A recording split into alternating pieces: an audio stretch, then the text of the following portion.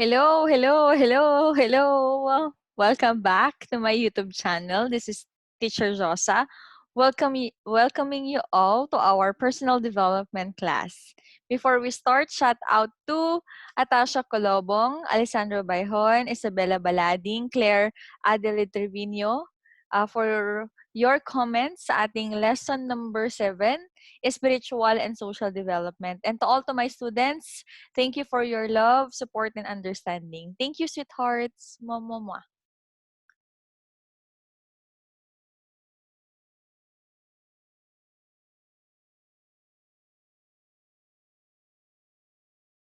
All right.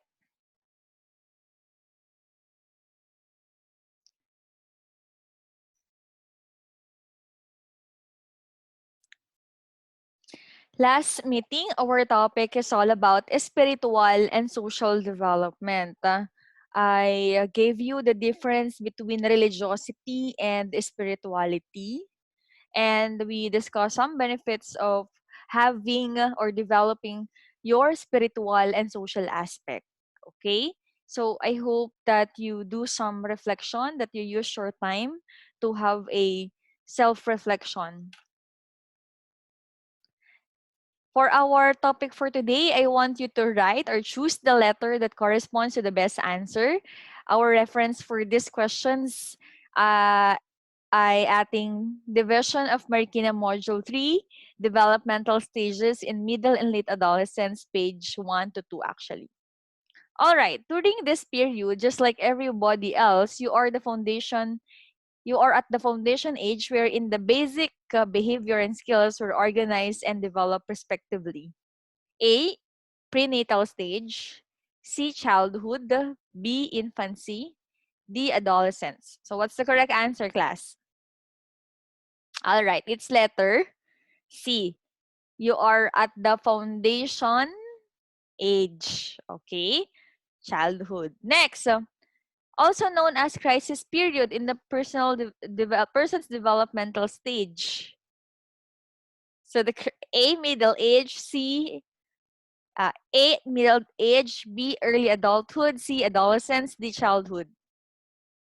Correct answer is adolescence. We call it crisis period because you experience changes in your physical body, crisis in self-identity, and a lot more of changes because of hormonal activity.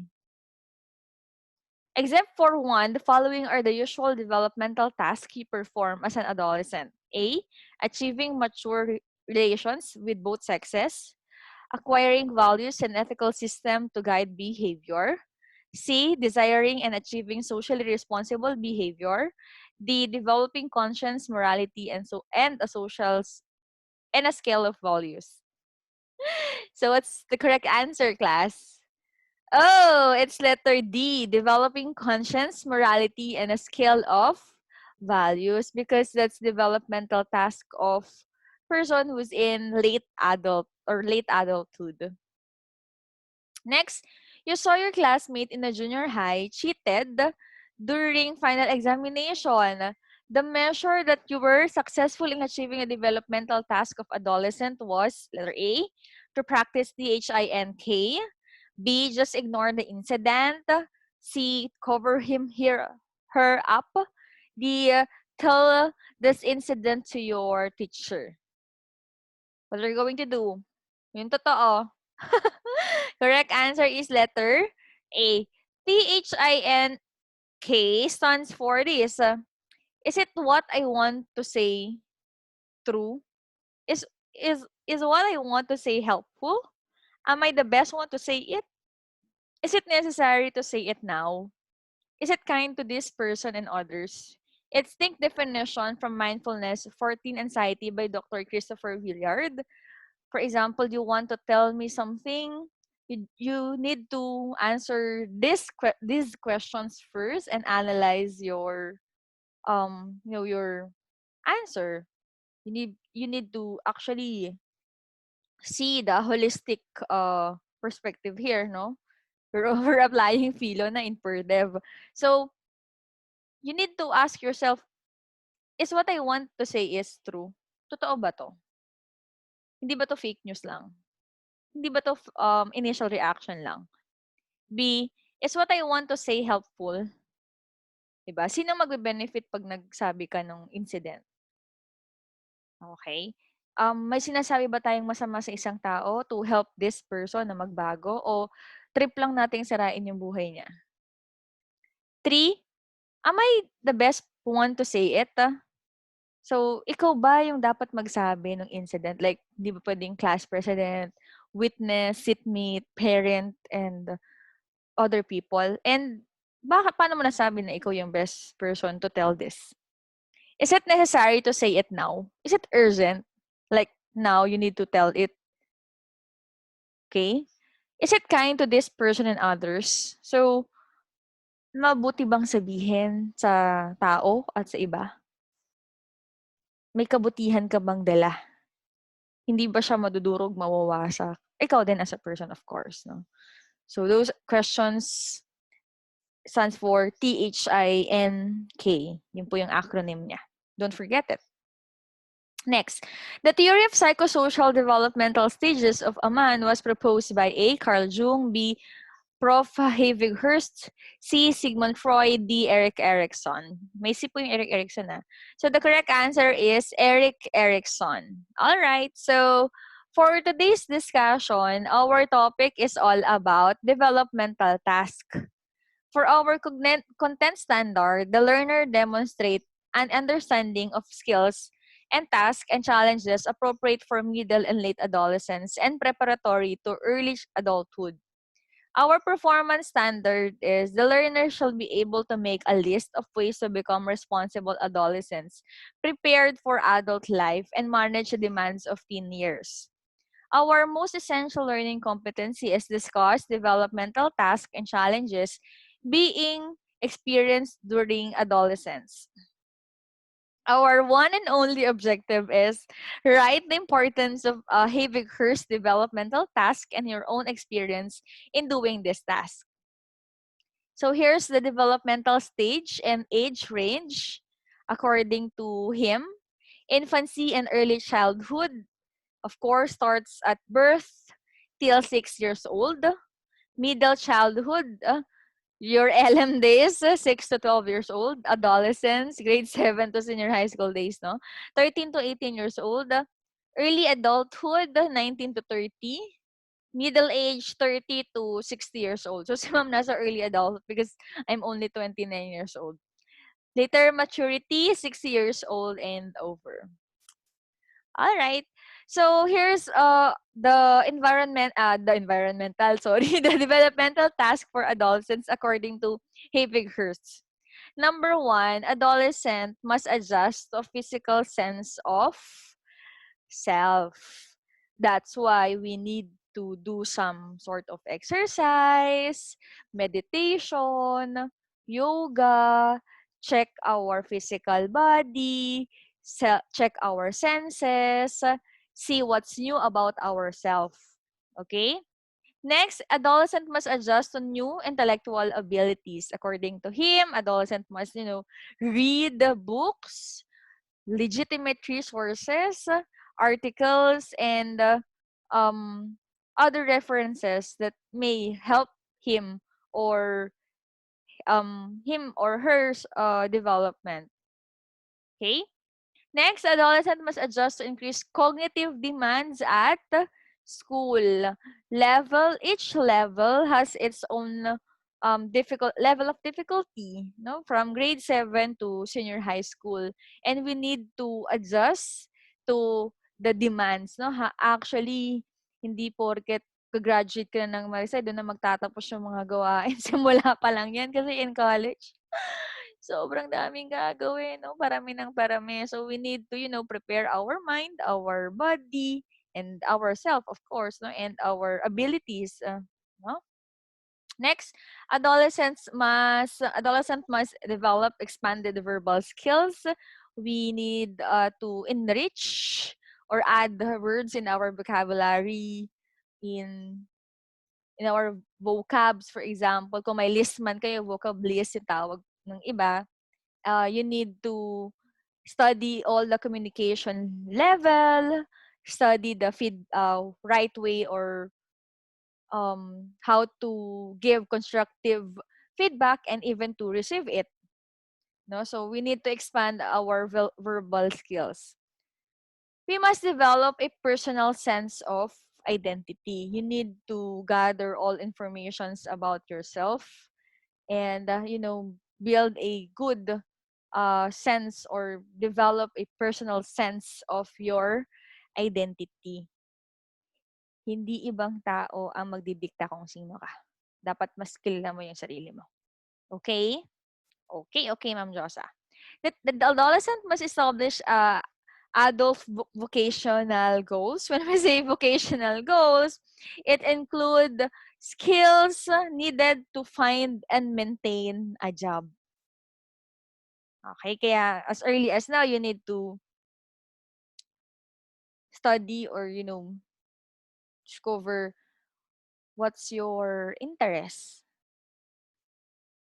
Ano yung course na kukunin mo related to your passion, your choice. Okay? Because it's related to your vocational goals. No? Very, very crucial ang career. Kasi imagine, after graduating college, for example, you are 25 years old. Because, for example, 25 or 24. After graduation, of course, you find a job related to your course. For example, if that business administration or medicine or tourism or any courses that you want to that you finish, after nun, mga anak, ano na career na, yung trabaho mo na. So imagine, 25 years old hanggang 60 because 60 is that retirement age to 65. So whatsoever, no? So imagine 25 years old to 60, yung career mo yung ginagawa mo. So very crucial yung pagpili mo ngayon. Make sure you choose yung passion mo talaga. Yung kahit na mahirapan ka, hindi ka susuko. Okay? Sige. Next is, the adolescent must establish emotional and psychological independence from his or her parents. No, emotional and psychological independence mean that you have your own decision, but before making decision, you analyze the situation. You apply all the learnings in philo and PerDev or in other subjects, no, and it does not necessarily mean na hindi mo kino-consider yung advices ng parents mo, ha. We must consider our parents, teachers, and friends' advice. No, it's just but in psychological and emotional independence, sinasabi lang na we can make our own decision. Hindi tayo nakatali, hindi tayo sunod-sunuran lamang, no? And iniiwasan natin tawagin tayong mama's boy, daddy's girl, no? Kasi masyadong kapag nawala sila, iyak na, no? Or sumbong na agad sa kanila, no? So that's it.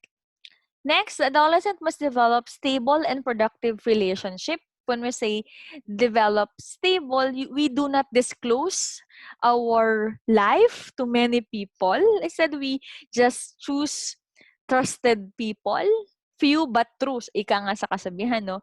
And productive peer relationship. Friends na sinishare mo yung vision, yung mission mo, and you do or you like to do like same activities. Okay? All right. 9, the adolescents must learn to manage his or her sexuality. Sexuality is not about who you have sex with or how often you have it. It's about sexual feelings, thoughts, attractions, behaviors, and towards other people. Okay? So that is sexuality. So we learn to manage these feelings and attractions toward other people. Next, the adolescent must adopt a personal value system, list of value and virtues that you have as a person. Adolescent must develop increased impulse control and behavioral maturity. When we say impulse control as humans, the ability to control our impulse helps distinguish us from other species, 'di ba? So, kaya for example 'no, iba tayo sa aso kasi yung aso talik sa daan, nakikita natin yung mga nagkakalat yung mga unggoy, tumatae kung saan-saan yung mga manok, et cetera. So, when we say, impulse control as human being, we control our impulses and that's what makes us different from other species. Okay? We train ourselves to be disciplined, na wag masyadong ma-addict in gambling, in stealing, in showing aggressive behaviors, no? When we say behavior maturity, it's the ability to know the difference between thinking and feeling, to distinguish whether the way you behave is influenced by thoughts or emotions. So when we say behavioral maturity, you analyze the situations, no? And yung reaction ko ba o yung behavior ko ba dahil nalungkot ako, nagalit ako, dahil ba yun sa emotions ko? Nagiging objective ba ako sa isang sitwasyon, no? So, you check the cognitive triangle, your feelings, your thoughts, your behavior. I think that's it. So for our learning activity, I want you to write the importance of Professor Havighorst's developmental task and your own experience in doing this task. So here's the summary of the table. Maliit pero please read your activity sheet or your module. For number 1, adjust to physical sense of self.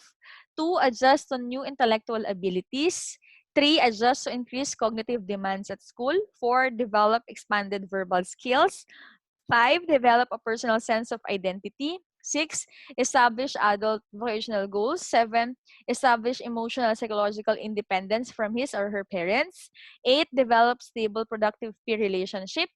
9, learn to manage his or her sexuality. 10, must adapt a personal value system. And 11, develop increased impulse control and behavioral maturity. For our additional activities, I want you to please take good care of yourself, eat right, and do po yan ha, sorry, do some exercise, okay? So thank you all, my sweetest hearts. Love you all.